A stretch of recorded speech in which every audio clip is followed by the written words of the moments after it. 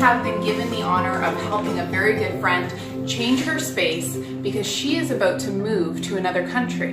And faced with this, she's never really felt like she had a home, but she wants to make this space her home for the next little while she gets ready to move to a new country. So let's jump inside.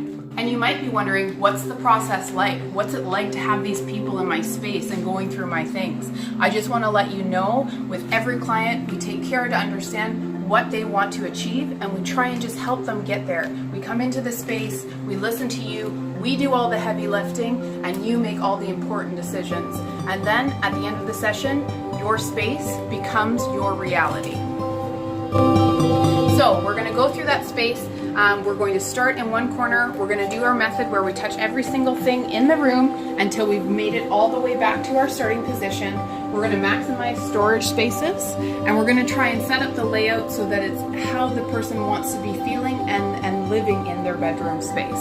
So you'll see that there's quite a few things to go through, but don't worry, using that system, we're going to get this finished as soon as possible. We just finished wrapping up trying to transform this space into something that feels way more comfortable, way more like home. We went through a lot of content. It was difficult at times. We asked some really hard questions, but at the end, I think we got a great result, and our client was able to let go of what was no longer important and keep the things that were really important. So come on into the space and see the difference.